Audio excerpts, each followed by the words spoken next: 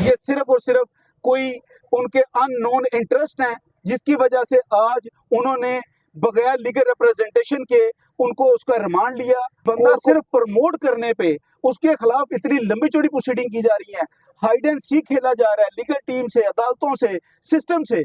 और जो लोग ऐप बना रहे हैं, जो कि जिनके ऊपर इल्जाम है कि वो गैम्बलिंग करवा रहे हैं, उनके खिलाफ कोई प्रोसीड नहीं कर रहा, उनका कोई नाम लेने के लिए तैयार नहीं है। बाकी जो साथ के फॉलोअर्स हैं और उन दोस्तों को बताना चाहता हूँ, अपनी डोमेन से आगे जाते हुए लास्ट डेट पे 3,26,400 डॉलर की रिकवरी भी उसकी अमाउंट सीज कर ली उन्होंने।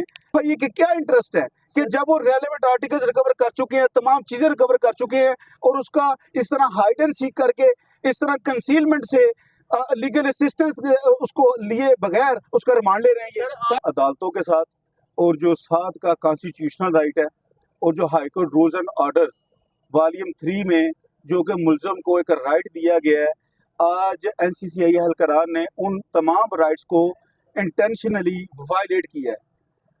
मुझे ये बात समझ नहीं आ रही कि आज उन्होंने तकरीबन 9:30 पौने 10 बजे जबकि कोर्ट्स में बेल की प्रोसीडिंग चल रही होती हैं, वो आए हैं और उसको मुकम्मल उसको मास्किंग करके उसको पेश करवाया है। और इससे पहले कि 7 को उसकी लीगल टीम रिप्रेजेंट करती, ऑनरेबल कोर्ट को हालात बताती, ऑनरेबल कोर्ट को सारी जो लीगल सिचुएशन है उसमें आगाह करती, ऑनरेबल कोर्ट को असिस्ट करती।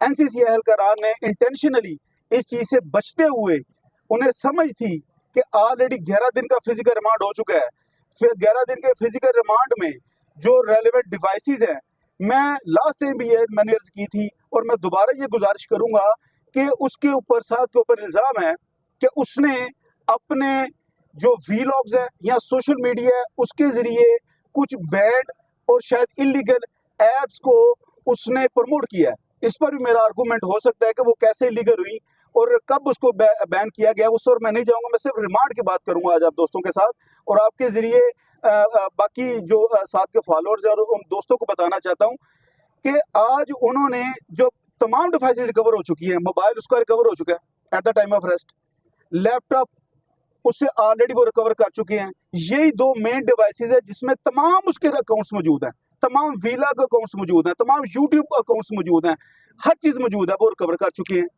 मजीद उन्होंने अपनी डोमेन से आगे जाते हुए लास्ट डेट पे 3,26,400 डॉलर की रिकवरी भी उसकी अमाउंट सीज कर ली उन्होंने, अलेज करते हुए कि शायद ये उन ऐप्स के जरिए ये गेन है, हालांकि 100% गलत बात है।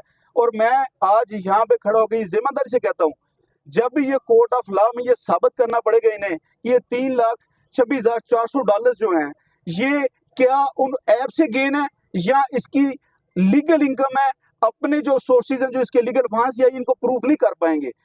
लेकिन हद ये है कि आज उन्होंने, मैंने उनका अभी जो कोर्ट के अहलमंद है, हमने बाद में जाके जो ऑनरेबल कोर्ट है वहाँ पे भी अपना एहतजाज नोट करवाया है, वहाँ पे हमने उनको ये रिटर्न भी अपना एहतजाज नोट करवाया है और ओरली भी करवाया है कि जो हमारे high court rules and order है उसका वॉल्यूम 3 आर्टिकल 12 सब आर्टिकल उसका बी ये क्लियर कट राइट देता है किसी भी मुल्ज़िम को at the time of remand, at the time of physical remand, वो अपने लीगल काउंसिल के जरिए रिप्रेजेंट कर सके, वो अपना केस पुट कर सके। लेकिन ये किस बात की न्यूजलत थी, किस बात का इनको खौफ था, क्या इनके इंटरेस्ट है, ये सवाल पैदा हो रहे हैं कि एफआईए के क्या इंटरेस्ट है कि जब वो रेलेवेंट आर्टिकल्स रिकवर कर चुके हैं, तमाम चीजें रिकवर कर चुके हैं, और उसका इस तरह हाइड एंड सीक करके, इस तरह कंसीलमेंट से लीगल असिस्टेंस उसको लिए बगैर उसका रिमांड ले रहे हैं। सर बैंक अकाउंट उनका सीज हो गए हैं, उनकी फैमिली के, लकी भाई के, बताया जा रहा है, इसमें कितनी सदाकत है? एग्जैक्टली ये बात आपकी दुरुस्त है, उनकी फैमिली के उन्होंने अकाउंट भी सीज किए हैं। यही तो मेरे भाई मेरा ऑब्जेक्शन है, यही तो हम इसको इंशाल्लाह हम चैलेंज भी करेंगे आज के इसके रिमांड को रेलेवेंट फोरम के ऊपर।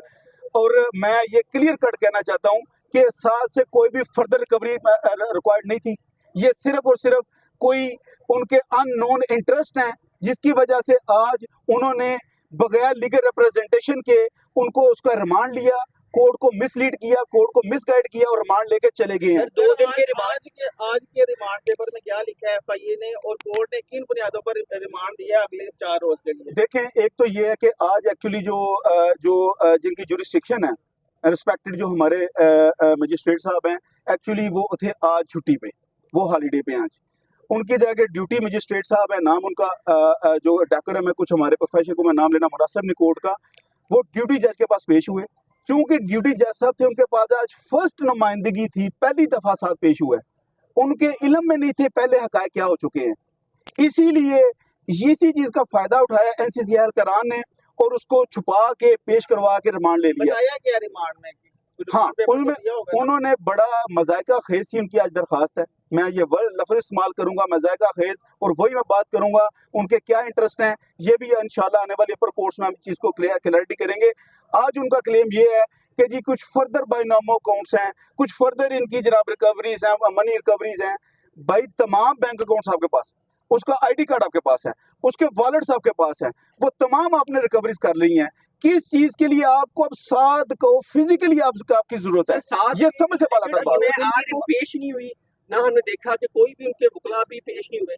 मैं यही अर्ज कर रहा हूँ कि आज हमें जो कोर्ट से टाइम मिला था वो 12 बजे का मिला था, ठीक है, हम लोग फिर भी हिफ्ज़े मातकदम नहीं है कि आप लोगों की नेग्लिजेंसी है, और आप लोगों की नेग्लिजेंसी जो है वो किसी न किसी तरह सादुर रहमान की जो है वो मुस्तकबिल पे पड़ रही है।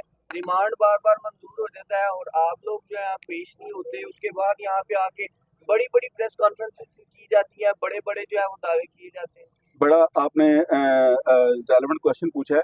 पहली बात तो ये है मेरे भाई कि रिमांड देना कोर्ट का प्रेरोगेटिव है। हमने as a legal team, as a legal representative, as an advocate, हमारा डोमेन है, हमारा राइट है असिस्ट करना विद बेस्ट लीगल टैक्टिक्स और बेस्ट लीगल लॉस, ये हमारा राइट है। आगे रिमांड का फैसला करना ऑनरेबल कोर्ट्स का काम है। आज मैं जैसे आज की सिचुएशन को मैं डिस्टिंग्विशनेस क्या है कि जो जिनकी जुरिस्डिक्शन है वो ऑनरेबल जज साहब आज छुट्टी पे थे, उनकी जगह ड्यूटी जज थे। ड्यूटी जज से उन्होंने कंसीलमेंट करके, जैसे मैं अर्ज कर रहा हूँ, तमाम मेरी जो लीगल फर्टर्निटी के दोस्त हैं वो इस चीज़ को जानते हैं कि सुबह फर्स्ट टाइम बेल मैटर्स चलते हैं, ये फशोर है। और इसके बाद मजीद चूँकि हम लोग हाई कोर्ट में किसी अदालत में पेश थे, हमने यहाँ पर भी अपने दोस्तों को ड्यूटी लगाई हुई थी कि इस चीज़ को हमने वॉच आउट करना है, और इसी चीज़ को उन्होंने और आज मैं ये विद अपॉलॉजी में वर्ड यूज़ करूँगा कि ये कोर्ट की भी रिस्पॉन्सिबिलिटी थी, कि कोर्ट की भी रिस्पॉन्सिबिलिटी थी कि एक मुल्ज़िम पेश हुआ है, उससे पूछते कि भाई आपका कौंसल कहाँ है, वो उसके कौंसल का वेट करते। मैंने अभी एक high court rules and order के रेलेवेंट आर्टिकल आपको रेफरेंस दिया है, मैं आपको उसको आपकी कॉपी प्रोवाइड कर सकता हूँ कि at the time of physical remand ये मुल्ज़िम का इररिफ्यूटेबल राइट है कि वो लीगल काउंसिल के जरिए रिप्रेजेंट करे, वो कर सकता है। और ये क्वेश्चन मार्क है हमारे सिस्टम पर बड़ी माजरत से कि 12 बजे रिमांड नॉर्मली पेश करते हैं, कोर्ट को भी उन्होंने 12 बजे का एतला दी हुई थी। ये सारी कंसीलमेंट करके कि आप जैसे मीडिया के दोस्त उनसे सवाल ना पूछ सके, हम लोग उनसे क्वेश्चन ना पूछ सके, हम लोग उनकी जो एप्लीकेशन है उस पर एतराज़ात ना कर सकें, उनको इस चीज़ के ऊपर उनको क्वेश्चन ना पूछ सकें कि किस ग्राउंड पे आप रिमांड मांग रहे हैं। इसीलिए उन्होंने हाइड एंड सीक की है और उनके ये अननोन ऑब्जेक्टिव्स हैं जो कि इंशाल्लाह सामने बात कर रहे हैं। सर आपने इसके पीछे अननोन इंटरेस्ट है, इस अननोन इंटरेस्ट के पीछे लोग कौन है?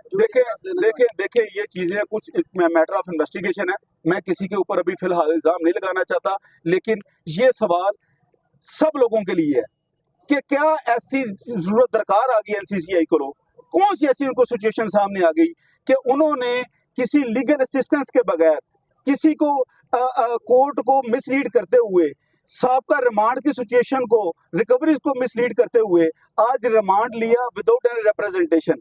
ये सवाल आप लोगों के सामने है, वही मेरे सामने। आज आपने एक और एप्लीकेशन दी है कि सादुर रहमान की फैमिली से मुलाकात नहीं करवाई जा रही, उसके बारे में बताइए। जी बिल्कुल एग्जैक्टली, देखिए ये एक राइट होता है मुल्ज़िम का, ये कॉन्स्टिट्यूशनल राइट है, ये बड़ा क्लियर इसमें है कि एक मुल्ज़िम ज़रूर है, लेकिन जब तक अदालत से खुदा ना खास्ता आफ्टर ट्रायल वो कन्विक्ट नहीं हो जाता, उसको कोई मुजरम नहीं कह सकता, उसको कोई गुनाहगार नहीं कह सकता। आज उस पर सिर्फ इल्ज़ामात हैं। आज सिर्फ मैं बात पूरी कर लूँ, बढ़िया मेरे भाई ने सवाल पूछा है, इल्ज़ामात हैं, इल्ज़ामात तफ्तीश के दौरान कुछ भी लगे, वो इल्जामात ही रहेंगे, वो एक्विजिशंस ही रहेंगे। ये सिर्फ इल्जामात हैं, इन इल्जामात को इसी तफ्तीशी को बाद में अदालत में सामने प्रूफ करना पड़ेगा, जो कि वो नहीं प्रूफ कर सकेगा। आज वो सिर्फ अपने इख्तियारात का माजरत से नाजायज इस्तेमाल करते हुए ये सारी कार्रवाई कर रहे हैं। सर आपने रिमांड पेपर की बात की, आपने कहा कि उनके पास बाइनोमो के अकाउंट जो है वो दोबारा मिले हैं या इस तरह की डिटेल मिली है। सर जब उनको 2 दिन के रिमांड के बाद पेश किया गया था तो वहां पर भी ये बोला गया था, ये डके भाई ने खुद बोला था मुझसे अकाउंट भी ले लिए हैं, मेरे बैंक अकाउंट भी ले लिए हैं, और तफ्तीशी ने बोला था कि बाइनोमो की चीजें मिल चुकी हैं। सर अब मजीद क्या निकालना चाह रहे हैं? सारी चीजें रिपीट हो चुकी हैं। एग्जैक्टली ये आपने, मैं आपसे यही से करने की कोशिश कर रहा हूँ कि तमाम उसके देखें अकाउंट्स हैं, तमाम उसके जो सॉफ्टवेयर सारी ये वी लॉग्स के अकाउंट्स हैं या सोशल मीडिया अकाउंट्स हैं, यहाँ तो मोबाइल में है या लैपटॉप में है, वो पहले दिन उनके पास है। उसके बाद मनी रिकवरी भी कर चुके हैं, सारा कुछ कर चुके हैं। इसके बाद रिकवरी किसी भी सूरत रिक्वायर्ड नहीं थी, किसी भी। और मैं आखिरी बात, क्या आप दोस्तों को भी ये एनालाइज करना चाहिए कि उनको कौन सी ऐसी जरूरत पड़ गई थी कि वो उन्होंने ये हाइड एंड सीक करके इस तरह माजरत से छुपा के पेश करवाया है, सुबह 9:30 पौने 10 बजे पेश करवा के रिमांड लेके घर पे चले गए। इसका मकसद क्या है? मीडिया से पीछे हटाना या आपको बताने के लॉयर को बताना चाहिए कि हम इस टाइम पेश करने वाले हैं? जी ऐसे ही है, और मैं उनसे राब्ता भी करता रहा हूँ, कोशिश करता रहा हूँ, कंटिन्यूसली राब्ता करता रहा हूँ, लेकिन उन्होंने हमें भी मिसलीड किया है। और ये सिर्फ 2 बातें हैं, अदालतों में हमारे सवालों का जवाब उनके पास कोई नहीं था आज, और अदालत से बाहर आपके सवालों का जवाब उनके पास कोई नहीं था, इसलिए ये सारी कार्रवाई। आज हमने देखा डकी भाई बहुत परेशान थे और बेबस थे। उन्होंने जज से पूछा कि आप क्या कहना है, उन्होंने कहा जी मेरे लॉयर आएंगे तो बताएंगे, लेकिन आपका लॉयर एक भी उस टाइम मौजूद नहीं था, उनका फैमिली मेंबर भी मौजूद नहीं था। इसीलिए जो फैमिली मेंबर्स है ना जी, फैमिली मेंबर्स को भी जो अथॉरिटीज है उन्होंने उनको 12 बजे का टाइम दिया हुआ था कि आप 12 बजे के बाद हम पेश करेंगे, आप आ जाइएगा। सर ये जरा सवाल लेने कहा ही जा रहा है आपकी बुकला बरादरी की जानिब से बहुत सारी बातें उठती हैं, और कहा ही जा रहा है कि एक शख्स जुआ जो है वो खेलता है, इन्वॉल्वमेंट शो होती है, अगले दिन वो जमानत पे बाहर आ जाता है। Very good question. आप लोग क्यों नहीं उसको बाहर निकाल पा रहे? कौन सी ऐसी चीज है जो आपसे वहाँ प्रेजेंट नहीं की जा रही? कौन सी ऐसी ताकतें भी हैं? मैं ये ताकतों में बाद में जाते हैं, वो मेरे भाई ने लीगल सवाल पूछा, मैं बिल्कुल आपके जरूरी था ये सवाल आना और सवाल का जवाब देना। देखें, एक हमारा है गैम्बलिंग एक्ट, एक independent, let me complete please, एक गैम्बलिंग एक्ट है, उसमें अगर किसी के खिलाफ जुआ खेलता पकड़ा जाता है या जुआ करवाते पकड़ा जाता है, उसके खिलाफ गैम्बलिंग एक्ट की FIR होती है। उसमें नॉर्मली विदिन 2 और 3 डेज या मोस्टली सेकंड डे बेल हो जाती है। ये ऑफेंसेस हैं पीका के, prevention of electronic crimes act, इसमें इसकी अलग रिक्वेजिशंस हैं।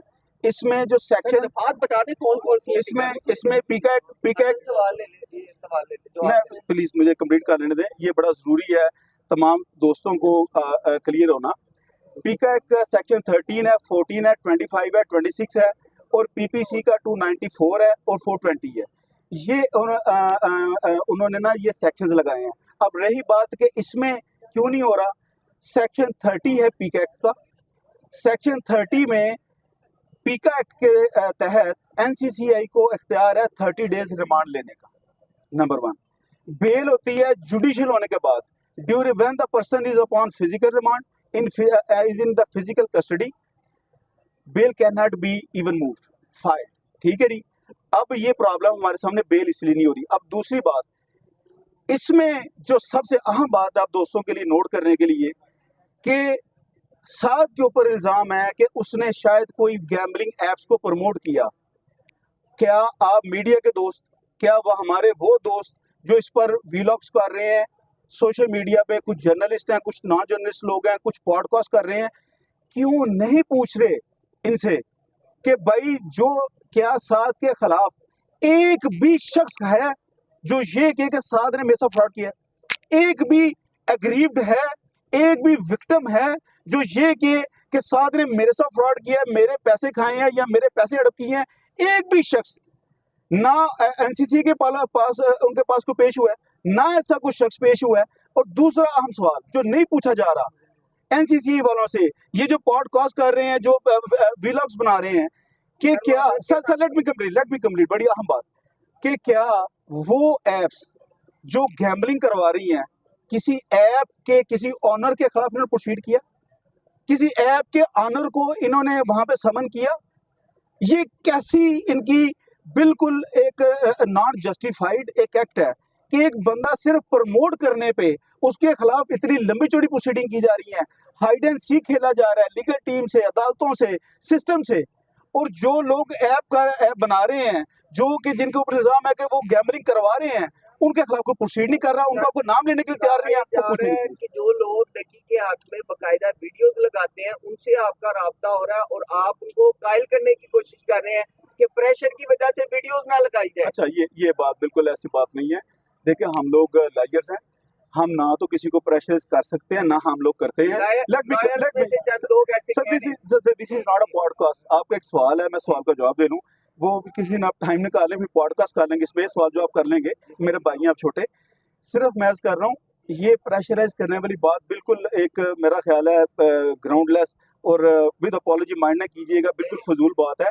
ऐसी बात होती नहीं है। इतने पॉडकास्ट कर रहे हैं, इतने वीलॉग्स बन रहे हैं, मीडिया ट्रायल में साथ को शायद इस मुल्क का सबसे ज्यादा गुनाहगार खुदा ना खास्ता और सबसे ज्यादा उसको पता नहीं क्या कुछ बना दिया है। और ये बात कोई समझने के लिए तैयार नहीं है, कोई करने के लिए तैयार नहीं है कि यार आज भी सिर्फ इल्जामात हैं। एफआईआर सिर्फ एलिगेशन होती है। एक आम कहावत कही जाती है कि निशाने इबरत बनाया जाएगा ताकि दूसरे इससे सबक सीखें।